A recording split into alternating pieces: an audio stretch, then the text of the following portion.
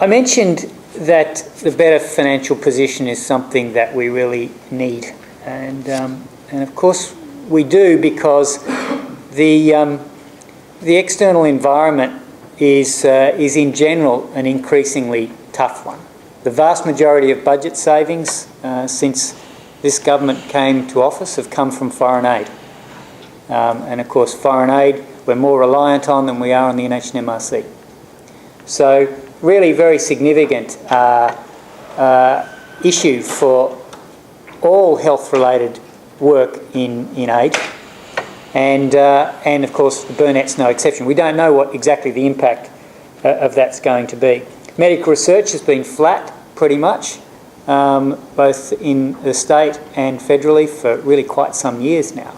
We have this exciting promise of a new fund, as Rob mentioned, the Medical Research Future Fund, $20 billion fund from which the interest, about $1 billion a year, is supposed to double the federal government's commitment to health and medical research in Australia.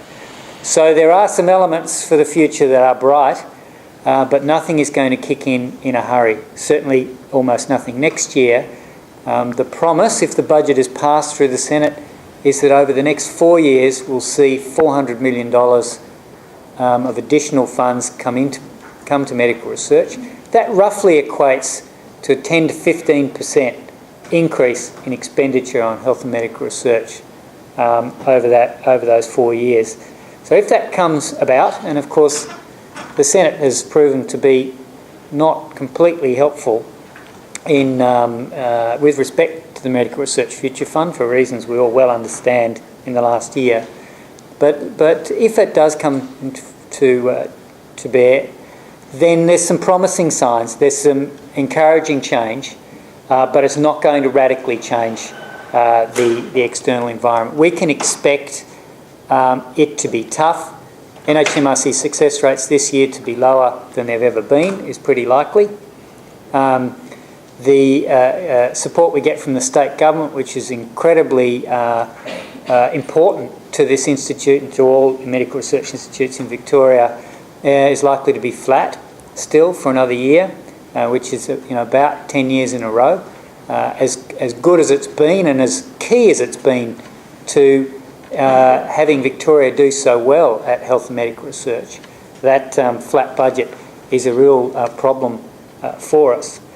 So what we've spent a lot of time thinking about, management and the board, is the future in that context, where money's tighter, not absent, but continues to be tighter or difficult to obtain the next 5 years. And what we're doing is investing in a few key areas. Prudently and carefully, but we're investing in a few areas. Rob's hinted at one of them, and that's in initiatives, specific initiatives. BioPoint is an example where the Institute invested, and that leads to a revenue stream that is different or diversified, and that's very much the aim of the initiatives that, especially in programs. So point of care diagnostics in general, of which BioPoint's an example. We hope within the next 3 to 5 years there'll be very significant revenue streams that come from our point of care diagnostic activity that we've had to pump prime, that you've had to use our own cash to invest in. Sometimes we diversify in the disease base. At the moment, we're responding to the increased recognition that tuberculosis is of the scale that it really is. In my own opinion, the world's most significant disease, bar none. With the combination of its scale and how little you can effectively do about it, it is a monumental problem for the world that is now starting to get that recognition for reasons I won't go into. And we have made a very significant commitment to doing as much in TB as we do in HIV and malaria, maternal and child health, sexual and reproductive health, alcohol and drugs, our other great strengths. We are also involved in investing significantly in fundraising.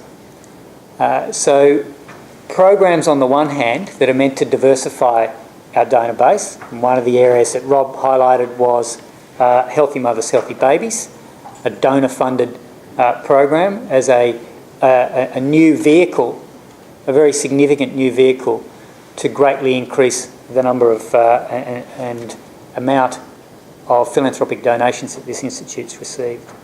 But we're also investing directly in expanding fundraising, our fundraising team, our fundraising approach, designed to greatly increase the number of donors that the Institute has and manages. And that's very deliberate exercise as well, and something that we need to use our own cash for up front. So the net result, I hope, is going to be that while things remain tough and probably get tougher, notwithstanding the Medical Research Future Fund, for some years to come, we will have a much more diversified base, much more diversified revenue stream to cope with that. And that's certainly the Institute's aim.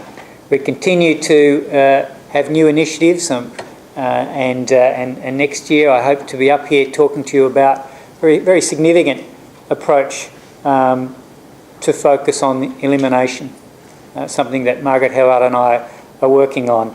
The fact that we are talking now about the elimination of diseases in countries and in regions, if not eradication, which means worldwide elimination for specific countries and regions. It's something we're perfectly suited to with our mixture of technical, sociological, political policy influences and expertise. And we'll be focusing very hard on that in the next 12 months. So this institute is, without doubt, going from strength to strength, as this report demonstrates. And there are a great many people to thank for that. I've said some words about the board, where the engine room of all of this success, and it's a really important and only opportunity, I think, through the year where many staff and students get to hear this message with board members in the room. And I know the board just think it's all, of course, of you, staff and students. It's the reason they do it, and of course the success comes very much from you. And they, and I can speak for them, of course, because I'm sitting around that table often enough, are in absolute awe of not just your skills, but of your motives and of your values. And that's what inspires them to do what they do. So I'm incredibly grateful and privileged to work at this institute with you all. I'm incredibly privileged to work at an institute that has that values everybody equally. There's no difference in the commitment and passion of our administrative and corporate staff as there is to our public health and research staff. Everybody is focused on our mission and the reasons why we do what we do, and I'm incredibly proud to work in a place like that. That passion and commitment is shared by our supporters and donors, and I know some of you in the room today. Thank you so much for your ongoing support of the Institute in whatever way that comes. I thank in particular the people I work most closely with on a daily basis.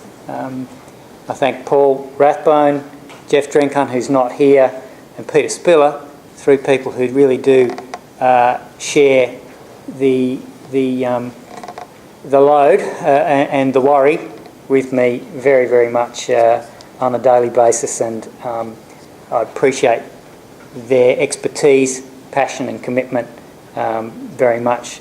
Also, of course, Andrea, thank you once again. And of course I thank my own team. I still run a little lab myself, except I don't really anymore. My scientific partner, Paul Gilson, really runs the lab, and I'm very grateful to him. And he really allows me to keep my hand in science And I thank him, and I thank the team, and I thank you all for being part of the Burnett family. It does rely on absolutely everybody to pull their weight, and that's what happens in this place. So thank you very much.